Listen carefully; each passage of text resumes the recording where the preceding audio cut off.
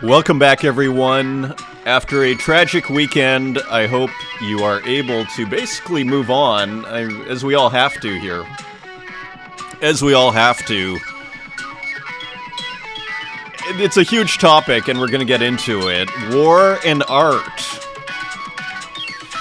Deeply intertwined, complicated relationship. War and art. Two, elemental aspects of the human psyche. Artist Journal, October 9th, 2023, broadcasting from Berlin, Germany. My name is Adrian Pocobelli. Yeah, war and art, as I was just saying, like two, elemental parts of the human psyche, one could argue. War, some people would argue, Camille Paglia comes to mind, that war, a controversial figure, and don't agree with everything she says, but a prominent humanities scholar. And she argued, or said in some interview I remember reading, that war will always be with us. War will always be with us. It is a part of human nature. And it also recalls, so that is one side of it. So, will war ever disappear? And I thought to myself as I was thinking about this question this morning, I thought the only way that war will disappear, it'll just shift focus. If aliens come, then humanity will probably unite so that we can do war against someone else. And again, it kind of brings this Ballard notion, J.G. Ballard. I remember this idea that he, in an interview I read years ago, probably 15 years ago, on how in the post-World War II era was the anomaly. The peace of the post-World War II era was the total anomaly, and that really the most of history is war. And so that is kind of one side of it, like this thing that it's hard to figure out, because perhaps on a certain level it is biological, perhaps, but I'm not here to try and explain it, and I don't claim to have any answers towards that. But I am here to speculate a little bit on how it relates to what we're doing here. And it brings, and just a quick point on before I forget, it also has been there since the very beginning of art. Like if you know the Narmer palette, which is usually at the start of most art history textbooks, at least when I went to university. This may have changed in the meantime, but the Narmer palette is basically let me show it to you quickly here. And then we'll get into our show here. But there's a necessary discussion that needs to take place here, because the argument could be made that it's inappropriate to talk about art in a time of war. Now, we were in a time of war before Saturday morning, okay? So, and we're kind of in a constant, there is always a war going on somewhere. So that's also needs to be kept into perspective. But it was shocking as I laid in bed with a virus this weekend, reading all these news stories. Final point on the news stories. That party, and I want to get to our show, which is why people watch this show, but that party was a Goa trance party. I didn't see one news article actually say it properly. I read it was a nature party, it was a peace party, it was a rave. Okay, rave we could say semi-right. It was a Goa party. I actually did research on it. Astral projection, for all the Goa trance people out there, which is probably 0.01% of the show, but I used to be a Goa DJ, so which is why I say this. Astral projection was supposed to play at like 8 or 9 in the morning, and that whole attack happened at like 7. Astral projection, for those that don't know, is one of the pioneers of the whole Goa trance scene, so this was no small party. Man Made Man was another major artist that was also going to be playing, so, and it looks like it was directly targeted. Anyways, this is not, as I said from the very beginning of this show, when I started, this is not a news show. But you know, but it's worth mentioning since it hasn't been mentioned anywhere else, and if in case you don't know. Now, the Narmer palette, just finally on this war idea, and we actually have a couple of more things on the war front, but let me just actually, so for those that don't know, the Narmer palette, also known as the Great Hierakonpolis palette or Palette of Narmer, is a significant Egyptian archaeological find dating from the 31st century BC, so right near the start of ancient Egypt. Probably actually before King Narmer was the first pharaoh, belonging at least nominally to the category of cosmetic palettes. It contains some of the earliest hieroglyphic inscriptions. So this is right at the beginning of ancient Egyptian civilization here. King Narmer, so this is King Narmer. So, and the reason I'm bringing up the Narmer palette is because this is basically, when I was going to university, this was the first, this is the start of your art history textbook. Maybe there was actually... you'd have like the Venus from like 40,000 years ago and some cave paintings, Lascaux. But then you get into, the last 5,000 years, and this is where it usually starts. It's with the Narmer palette.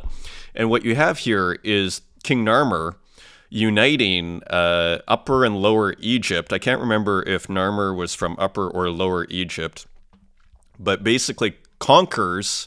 This is probably the other king, and here, all to say, it's all about war. So right from the get-go, it's all about war.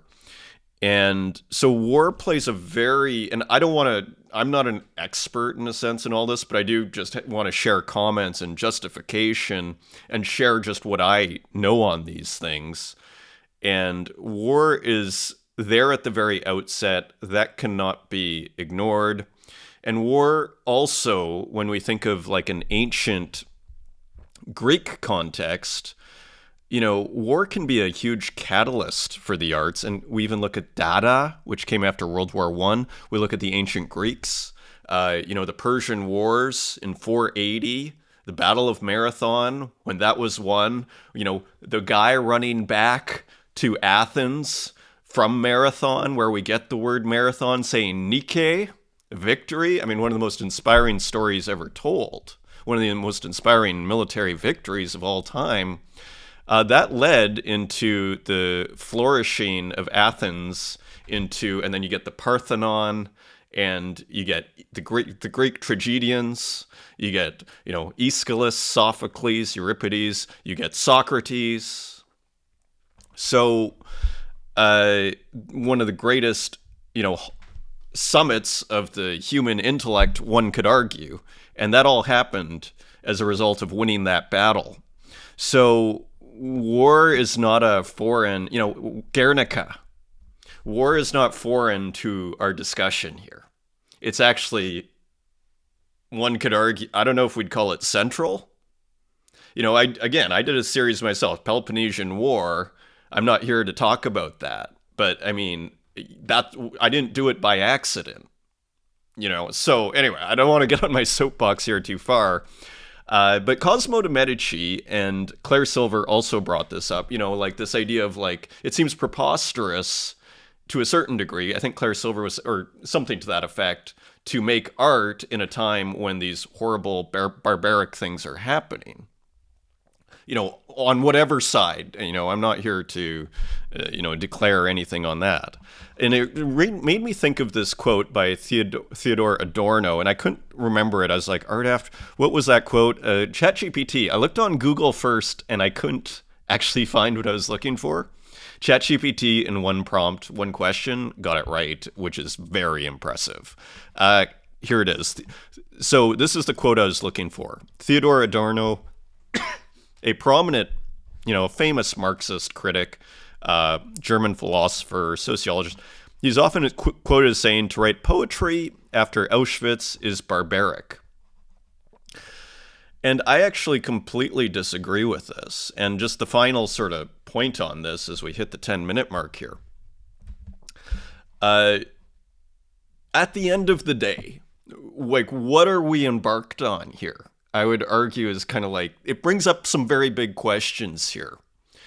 And I would argue, at the end of the day, part of what we're doing here is we are coming to further, deeper and deeper understandings of what beauty is and what it means, and maybe what it means to us in our generation, perhaps. And, and so there is also that, maybe not forever, but at least for us. And I'm trying to remember my train of thought here. So beauty, exactly. I am back. So what is, what is the source, I would argue, of our morality, since we're talking about moral things? And I would argue the source of morality is beauty. And I illustrate that example by saying a good moral action, we consider it good because it's a beautiful act. And when we see something horrible, like we saw a lot of this weekend, we consider that an ugly act or an immoral, a not moral, right? So beauty, one could argue, finally on this whole discussion, beauty is arguably the source of our morality. So when we embark on our artistic ventures here, it may seem trivial at times. It may seem like, okay, that's just a pretty picture. But in the bigger scheme, when things are taken to, when you are pushing the frontiers of aesthetics, you are arguably engaged in a kind of civilizational,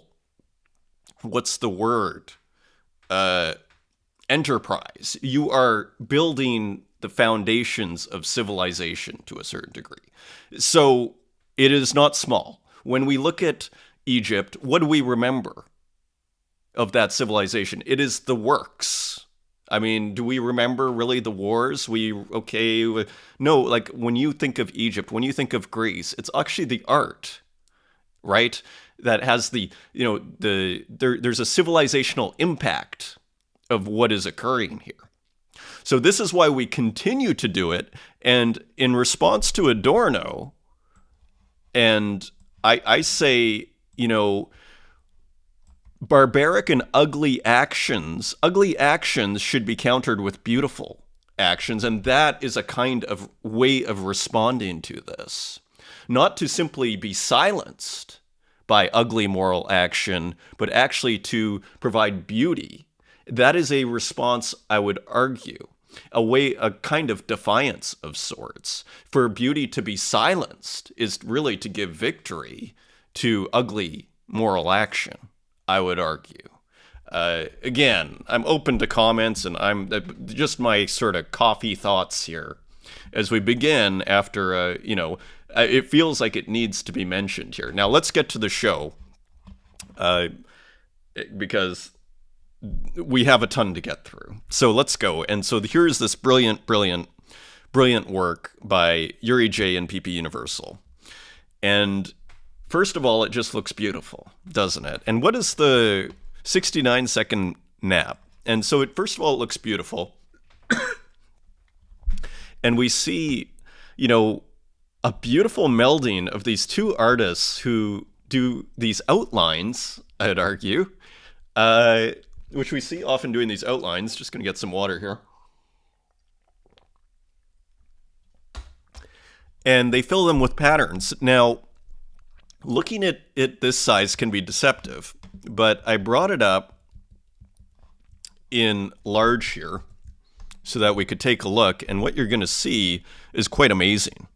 You see this? You see a whole bunch of sampling. Different patterning, and everything. But this in particular, I have to say, really interested me. But then you also see it here.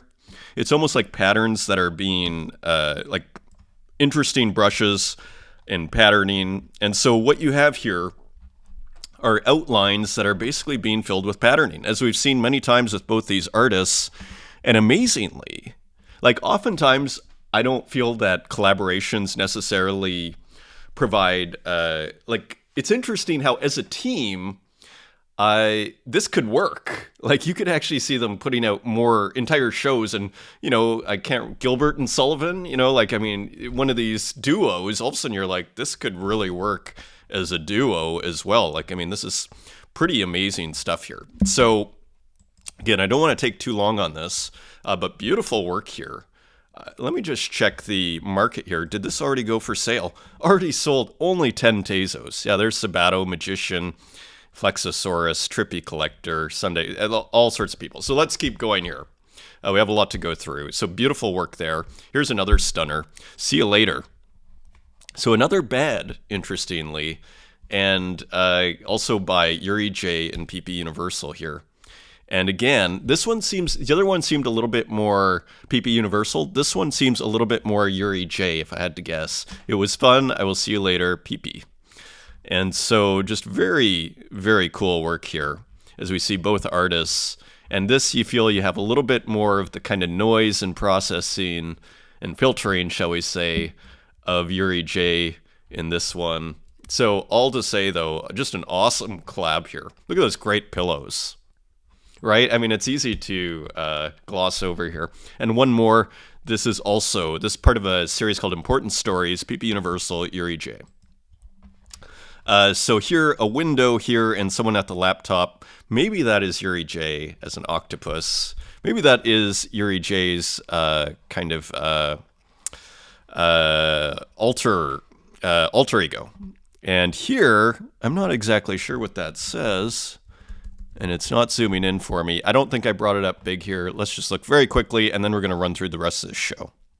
If you ever want to collab, please let me know. Hilarious. Hello, Yuri. That's great. So just totally awesome. It looks great, and I'm super glad that they did it. Also one by Yuri J that was put out this weekend. One of one for 400 Tezos, M and Child. So this is Yuri J. And so just beautiful work from both these artists this weekend. Comments from last show. So thank you, first of all, for the comments. Salieri AI, my head is exploding with so many beautiful things you have shown today. Congratulations to all the artists, including you, as these episodes are art in themselves. Thank you, Salieri. I am still recovering from a virus, actually, this weekend.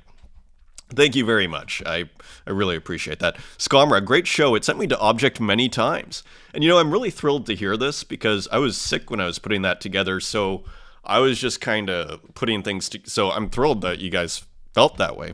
Interesting thoughts about Warhol and the recolors. The Kiwi recolor or Game Boy recolor looks great. I think that's a great idea for an edition work that you're taking bids on. Thanks for showing what would become Tree 5. You're welcome. Thanks for the interesting comment. Tornado Rodriguez, thank you, Pocobelli, for the shout-out. It fills me with pride when you see an Argentinian artist, you think of me. While I was listening to you responding to the comments that talk about your diversity showcasing artists, I wondered if you ever thought about doing a curated drop on Object 1. It would be incredible if Object contacted you. You know a lot of artists. First of all, I'd like to say Object has been, Cableen, I've talked to Cableen, and they've offered me, I don't want to start, revealing private, but they've mentioned, maybe it's possible, homepage curation type thing here and there just for fun. And it's me who's actually put it off because I simply don't have time, but maybe that'll happen at one point in the future. I guess my point is, Object has actually been totally awesome.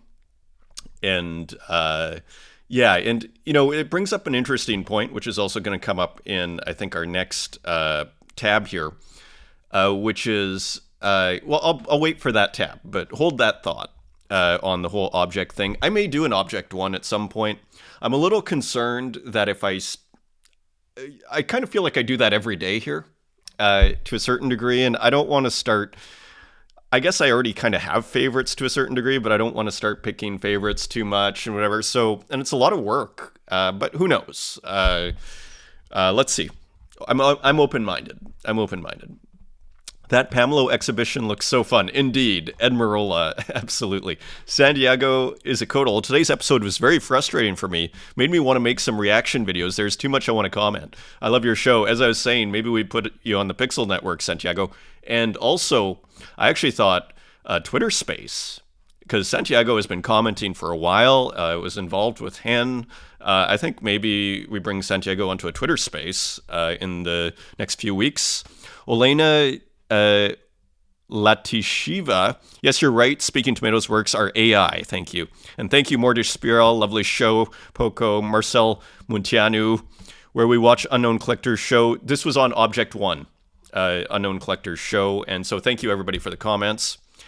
And also, Bulls had a comment here. Quilanina's piece reminds me of Simpatia la Rabia de Remedios Varo. So, interesting. This almost has, what's the name of the artist? The Surrealist. It's a name off the top of my, I'm sure someone out there knows exactly who I'm talking about. Kind of has a Surrealist feel to it, too. Beautiful work here. I always, her name's escaping me right now. Thank you for the comment. Mech.txt. So, back to Object homepage, dearobject.com. So, I can't read all of this, but this hair was done during COVID, so I need to figure out how to take that image down. Mech.txt very nicely was saying 2 to 4 cards for news updates for someone like Pocobelli, who constantly contributes to the ecosystem, even though it's not directly related to the marketplace or blockchains. So, again, this idea of putting me on Object homepage, again, Cableen was mentioned to me, and I don't think she'd mind me mentioning this. It's like, I think it's great that you're independent, and I feel the exact same way, because, put it this way, and I appreciate the thought, by the way, mech.txt, but if I was on Object's homepage, and all of a sudden, I might feel pressure that I need to have like a Tezos artist to start the show. And there are, probably mostly Tezos artists in most of the shows. But maybe I start with a Zora artist, and maybe they don't want Zora, or maybe they don't want Super Rare or whatever. So it's a nice idea, and the YouTube videos are embeddable. So in that respect, anybody can do anything with the videos. If they want to put them on, they're welcome to. It's sort of like Zora. Like, I'm starting to mint. I'm putting it together. The works on Zora, and Zora is actually going to be on this week's Twitter Spaces. Hopefully the works are ready, the videos are ready, minted from Artist Journal, as we've been discussing for weeks here. But I don't want a formal deal with any of these companies or marketplaces, because then I start to lose my independence. And that's, as Cableen was rightly pointing out, that's kind of what makes, it's better that you're independent. And I completely agree with that. So anyways, I appreciate the thought, and anybody's welcome to embed the videos wherever they want. It's YouTube. Rip Cash, and just a couple of, I'm trying to run through this show. I'm going to speed up here. Just big thank you to Rip Cash, major crypto artist here. Adrian Pocobelli has created something unique with his Artist Journal video series. If you haven't seen an episode yet, I recommend you take the time to watch some of them. Big shout out and thank you. Rip Cash is a very prominent, again, crypto artist, so that is just a big thank you, and I appreciate that. And it's like, I guess these are getting out there. Cableen. So we were wondering on how the MoMA postcards work. Cableen, information on how MoMA postcards work. So Autonomy, who organized it. Here's how they work. Step 1, mint a blank MoMA postcard. Postcards will be released in limited quantities each day via QR code or link. Activate your postcard by following the instructions in the Autonomy app. If you don't have the app, so you got to get the app, okay? And then it's limited release. Step 2, I don't know why they don't just open it up to everybody, but it's their thing. Design and sign your stamp. Using MoMA's color palette, create a pixel art stamp. Interesting. So you have to use MoMA's color palette. After your design is complete, you will be prompted to sign it. There's more than one way to sign a stamp. See how Ixshells and Operator. So I guess then you sign it. Stamp the postcard. This is where you stamp gets minted and pinned to IPFS, International Protocol File Service. After signing is complete, you will become a fractional owner of the postcard. This version of the postcard is on a FA2, so it's quite complicated. It's on a FA2 contract. Your stamp represents your token of ownership. 15 possible, so this is how it works. 15 possible stamps, 15 possible owners, more on fractional ownership soon. Send the postcard to the next stamper. Now it's time to bring others in on the fun. Invite whoever you'd like to co-create with you. You can choose to send the postcard via any main message. So you can send it on WhatsApp or SMS or Instagram. Doesn't need to be crypto. Repeat steps 1 to 4 until all 15 stamps have been designed and added. So I guess these are the 15 stamps. So interesting. I'm not sure. It's a little complicated. Like, I guess if I were to do it, I mean, and who cares what I think? If I was to do it, I'd just be like, let's just do 8 Badoo, open it up to everybody. Instead of 8 by 8, we do 10 by 10 to make it different. And we just call it a MoMA. And then we have some sort of send around thing. But this is how it works. And so go to Autonomy if you're trying to figure out more. And make sure I give them a follow. And okay, good. Let's run through. Versum is shut down. We hope this message finds you in good health. We have some important news. After careful consideration and evaluation, we've made the difficult decision to shut down. So you have until the 20th of October. So go here to find out more. The site will go down on the 1st of December. We can't read all this, otherwise this show is going to be like 7 hours. But NFT Biker, following the news about Versum Official, you can use the reswap tool to move your swaps from Versum to object. So if you're an artist that has minted works on Versum, I think this is important. I have some works on Versum. You should do it in batch of 20s. Otherwise, there can be gas errors. Thanks, Versum, for all what you did. It was a beautiful platform. It's unfortunate it never really took off. So continuing on, Naval. The best argument for X as the everything app is that it's the least likely to get in between a creator and their followers. And so I think most people who watch this show are aware of the importance of being on X. But I kind of tell my contemporary art friends who are not on X or not in crypto, I'm trying to tell them, get on X, because you probably want to get on it. And I could be wrong, but so this is more to me a message to people who aren't on it. Santiago with a work in progress. Look at this. So how cool is this? Santiago's style, but physical. GM. So I assume this is like a work in progress. So very prolific here. And here's one by Greco Rando, just an interesting video of work in progress. Pretty dramatic here, actually. So more just, I thought this was a great video. And then you see it up close. Kind of a nice production, hey? So very cool there. Into the works we go. So this is one from September that I missed from One Don't Knows. And let's just take a look. This is called Limbo. This is on Super Rare. And here it looks basically like an 18th century British painting, aristocrat. It's part of a collage, of course, a big collage. And this is almost that lightning strike reminiscent of that Jargone Tempest work. And so all sorts of stuff. Of course, a brilliant collage by One Don't Knows. And just a beautiful work here. And I just kind of saw this later here. So I thought I'd add it to our works here. Already, it looks like it was transferred, so private sale. Continuing on, RJ just minted this. Pool screen, so after AI trained on David Hockney. This is just going for 690 Tezos. So forsaking the auctions, I think the last auction went for 150.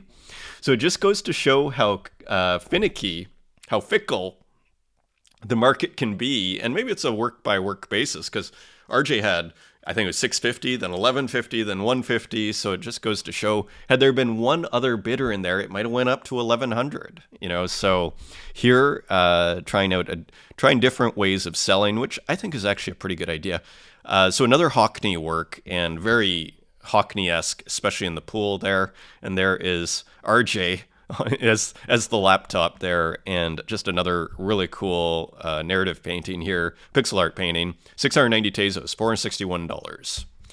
And Eduardo Pulitzer. So this is Ed Marola's kind of, with his main name, Eduardo Pulitzer, PQ Lage.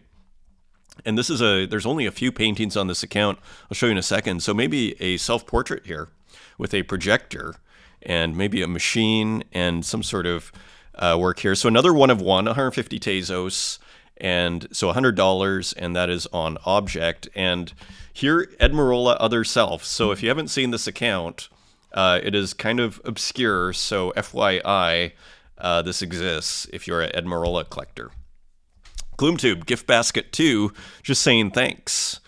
So interestingly, I mean, it was Canadian Thanksgiving. And so this is, but maybe it's a holiday. It's actually Canadian Thanksgiving today.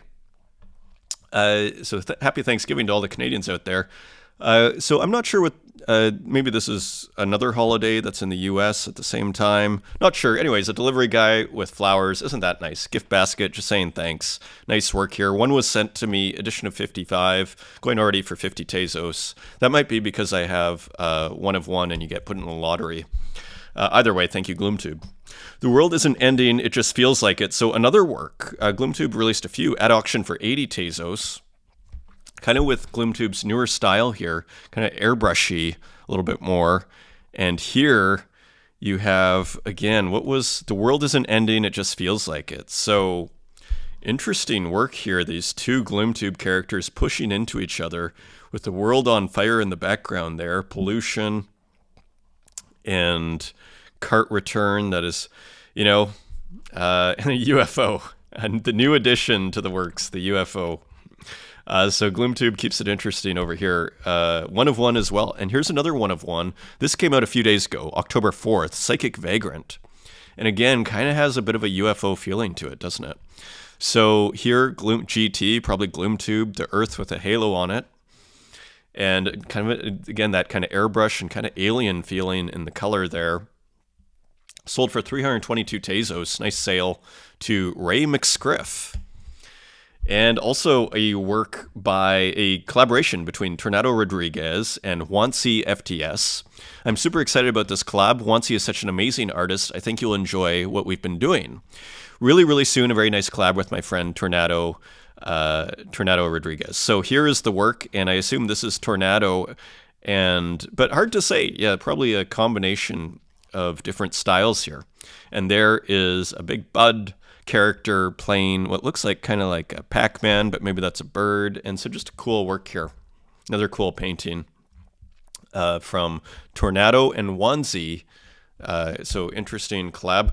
Look at this. I thought this was pretty interesting. I just came across this on Instagram and 26 likes. So, I mean, pretty obscure here. And I brought up their main page. So just interesting kind of, because we look a lot at what I like to call gradient, these gradient artists like Nuv 1914, Dan Control.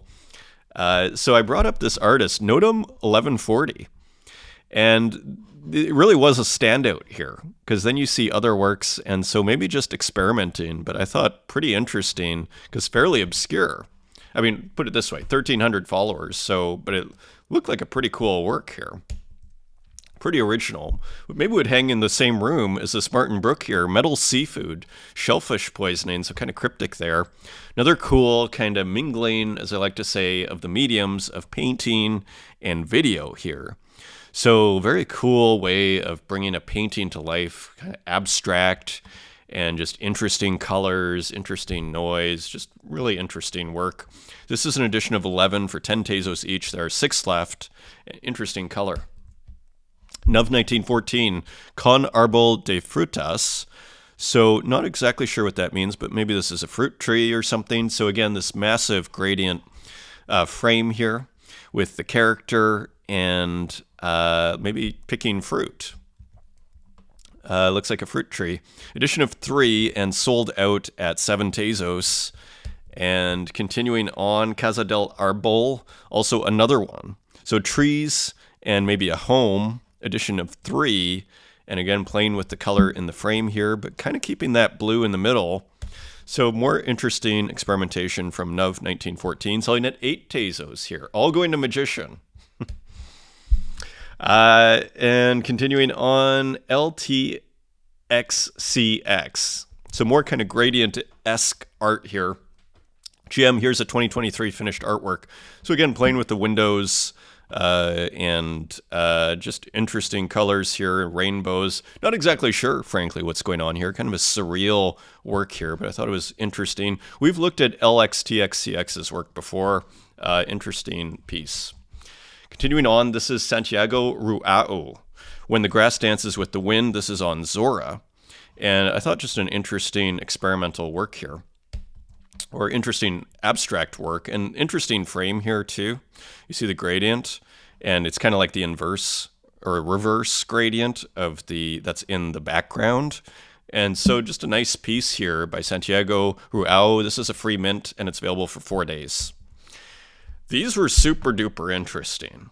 On a quieter day, maybe I would have started with these. These are super interesting. Mech.txt, who I do follow, that is a Twitter bug. Last one tonight, Pomerian Raining. Look at this. So what this looks like to me is, and I think there's another screenshot. I'm not sure if I brought it up. This looks like sampling of video games. Like this reminds me, again, there's something almost Ultima 4-esque, but it's a different, maybe it's sampling some other video game. Maybe Mech.txt is making their own samples, his own samples. Really cool abstract, though. Kind of reminiscent of those brilliant abstracts that Kappen is doing. Semi-abstracts. This is why, okay, good. A sprite. So how cool is this? So it looks like samples are being brought in. Maybe not even sampling himself, but bringing them in just from other places and then making beautiful kind of works with it.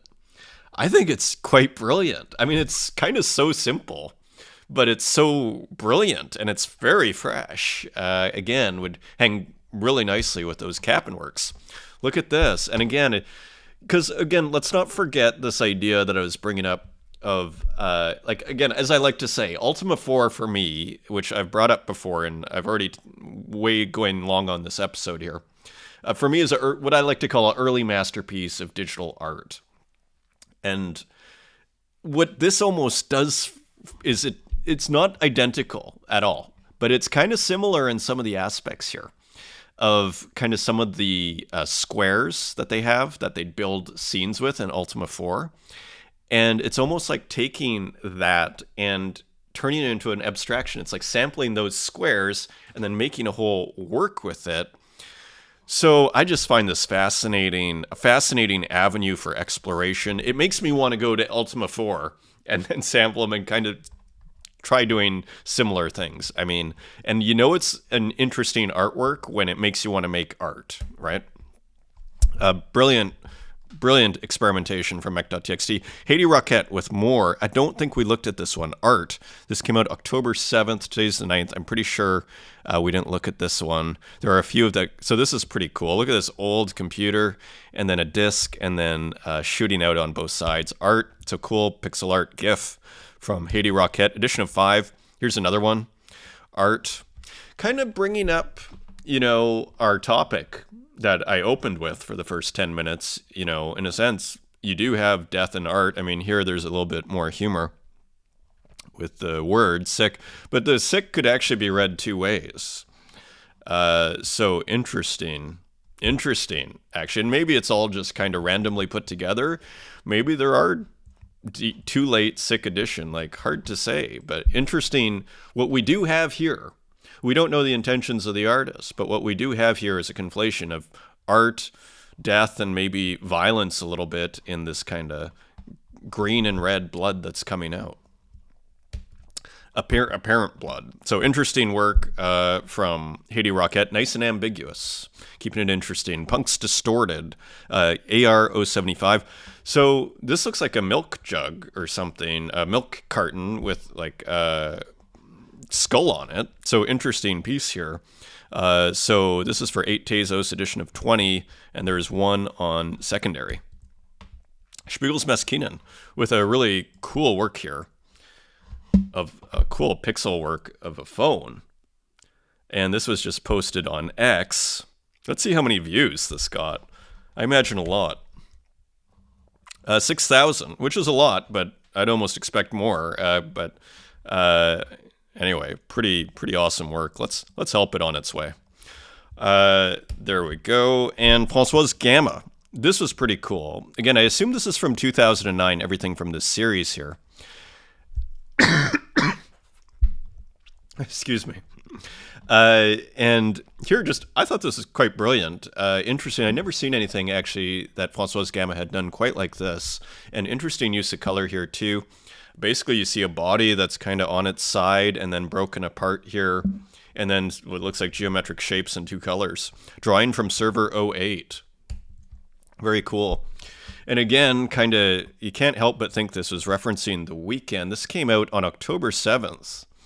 So that was Saturday, interestingly. So maybe, I don't think this came out before. We'll look at the time. But look at the surprise attack. Someone snuck into the military base. The guards at the entrance to the building were put to sleep with narcotic smoke bombs. Who did it and what will happen now? So kind of taking a fictional approach to maybe real world events. Very well done drawing by Smonter. And this was done at midnight.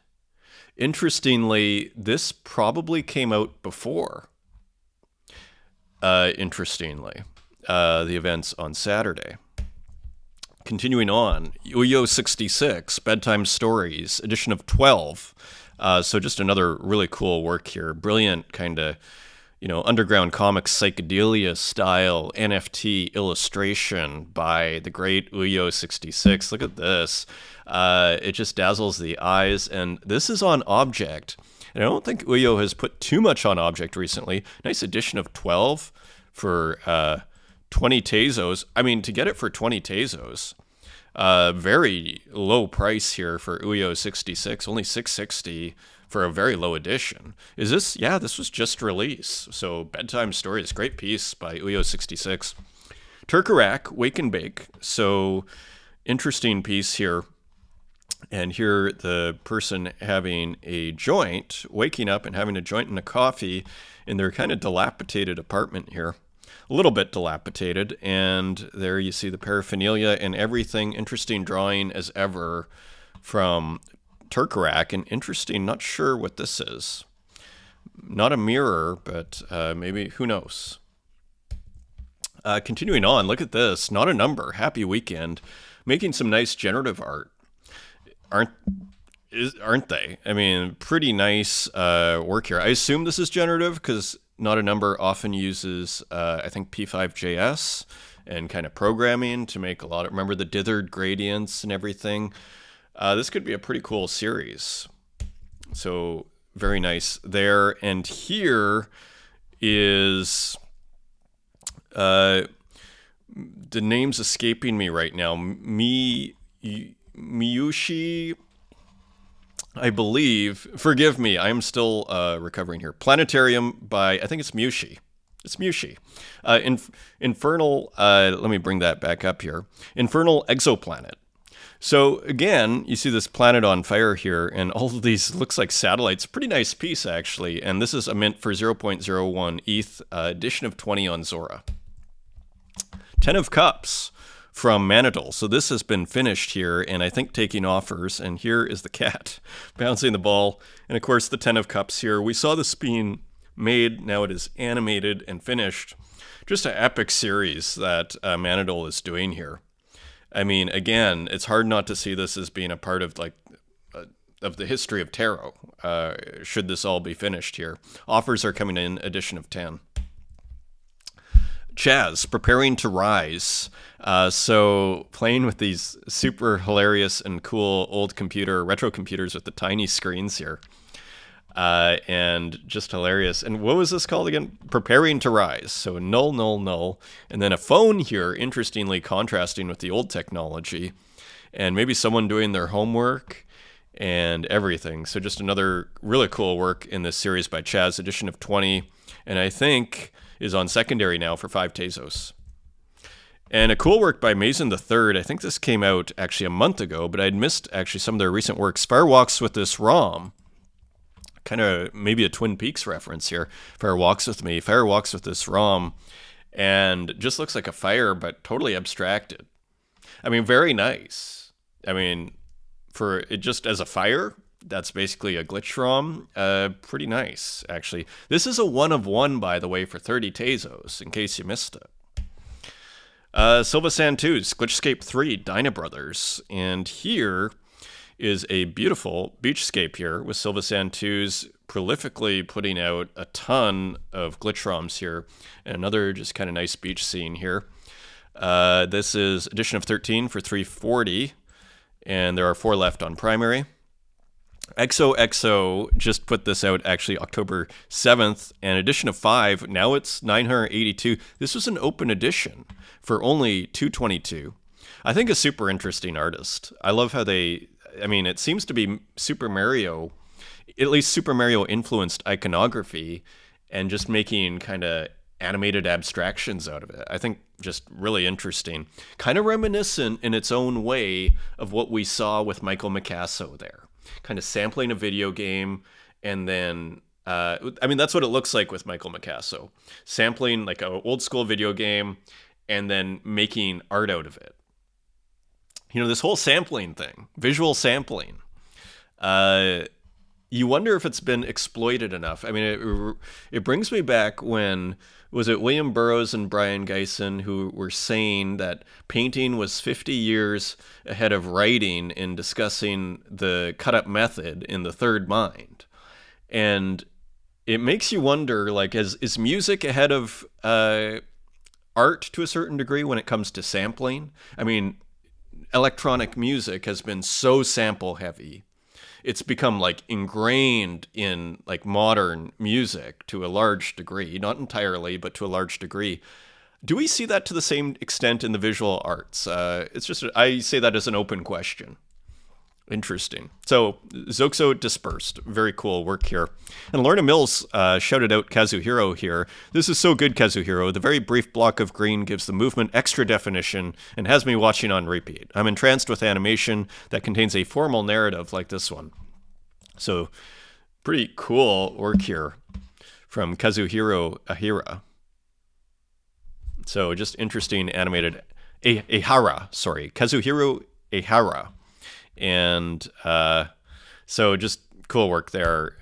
Nice find by Lorna Mills. VTech Visuals. So just another animated abstract here. So just more interesting visual experiences here. Courtesy of VTech, aka VTech Visuals. Datura with a cool work, Architectonic and Patterns. Look at this. So what I find really interesting about Datura's work, one of the things, actually, the textures are super interesting, but one of the things I find super interesting is how it's almost always representational. Like, it would be so tempting almost to turn these into abstractions. And I think sometimes, like, there's triangle. So sometimes it veers towards abstraction, and maybe is. But there often seems to be just a little kind of hook onto representation. Just a slight, like here it kind of looks like a stairwell and maybe gates or a door of some kind. Same here, maybe a building. Architectonic and Patterns. That's exactly what it is. Arcad_002 for 10 Tezos, and there are 3 left. And Renki with a pretty cool work. I'm not going to leave it on too long. Yoko Kawa. But what I liked about it was kind of this DNA field, kind of noisy DNA thing. It's kind of flashy, so I'm not going to leave that on too long, but cool work there from Renki for 10 Tezos, edition of 10. Inavare with another fruit, apple, dancing apple created by video artist. So just another cool fruit, kind of analog glitch video of a fruit in kind of rolling down. Interesting piece by Inavare, edition of 15 for 20 Tezos, and that is on secondary. Lorna Mills. This one I found pretty interesting in the way that Lorna Mills is barely present in her masking. You see the green, of course, that's trademark Lorna Mills, and I kind of love how she just edges in here in this video. Very interesting. And again, it seems like often Lorna is using, like with the Hulk, the green, maybe the forest green is being evoked here, but in a different kind of green. Interesting piece from Lorna Mills. Bosque Gracias with a few more beautiful works here using these film negatives. Kiss Me Under the Arcade. So here you have, maybe this is just one, or perhaps it's two. I'm not sure if it's I think it's a juxtaposition. It looks like it's cut over here. Here we go. So again, just very nice work here. I thought this one was stunning. Rendezvous, where you have the Rembrandt on the right, all in red. I mean, that in itself is just beautiful. Then you put it with these gorgeous kind of cream-colored negatives here. And then I'm not sure who this, like, if I had to guess, I'd say like El Greco or something. I think is a Spanish painter. I'm not sure if it says here. Encuentro, which means rendezvous. Not sure who the person on the left is, but again, this contrast is just totally beautiful. And I suspect that these are taken from slides of someone that went to a museum and took pictures of paintings, like a lot of our parents did, taking slides, you know. Here's some more. Quiet, Bosque Gracias also. So another just really cool juxtaposition here. And I think we have couple more here. Claude Monet, croquis about the garden he wants to create. So so there's Claude Monet on its side, or one of those bridge works, but turned on its side. And then here, some sort of castle. Looks like a Roman edifice of sorts, doesn't it? And one more here. I thought this was brilliant too. Traffic. The slide has no explanation. It is a meaning of movements being cut. Exactly. Like, I mean, this is beautiful. In a sense, and I don't even know why. Like, it's just a beautiful juxtaposition. And there you have, of course, Michelangelo's creation, or I guess the serpent or Lucifer giving the apple to Eve, and juxtaposed with a equestrian, almost evokes Degas in a weird sort of oblique sort of way. Edition of 5, 2 sold for 4 Tezos, none on secondary. Look, again, if this was a quiet day, maybe we would have started with this. Evelyn with a beautiful work here. Evelyn O, stunning AI artwork here by Evelyn O. Look at the textures in here. I don't know if it's been minted anywhere. I didn't see it minted anywhere, but look at this great painterly background, the jacket, the composition, the color. This is stunning AI artwork. Again,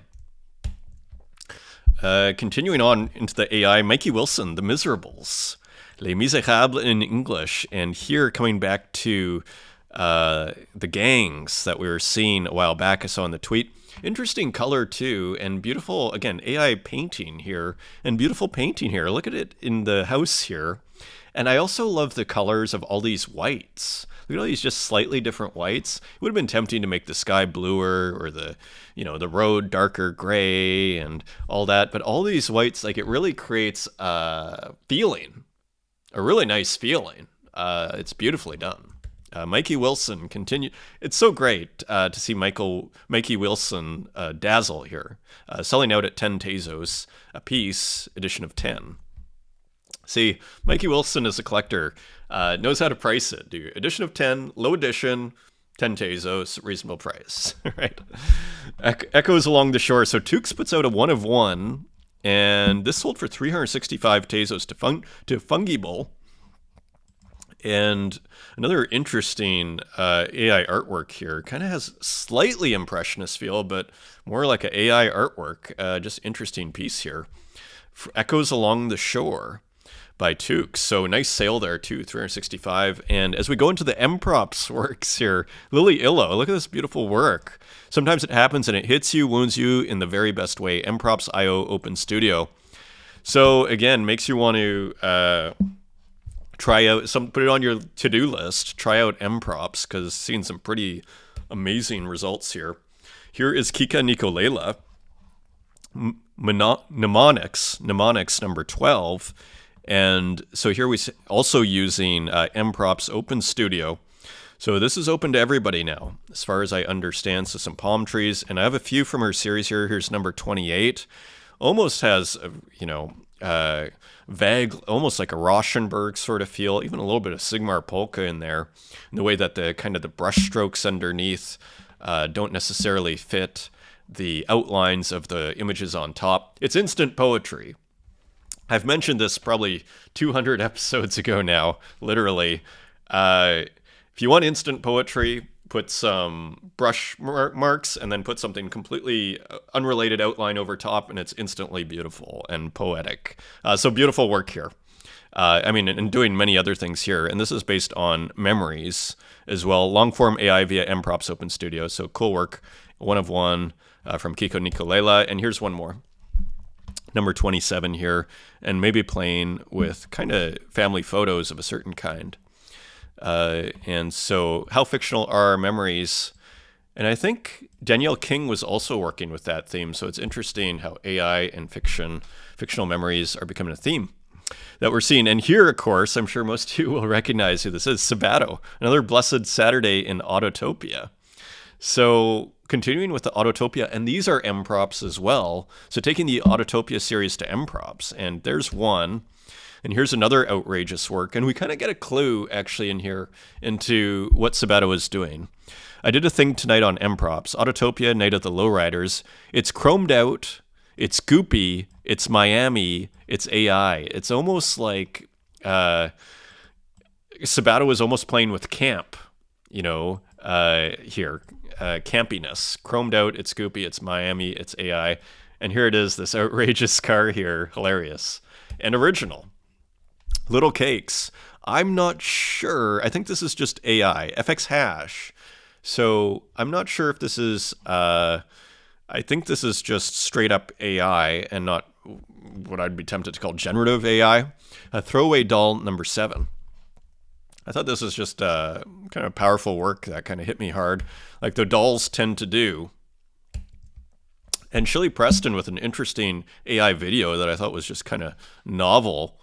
I mean, as we see how AI video, just kind of novel visual experiences as we start to see more and more AI video.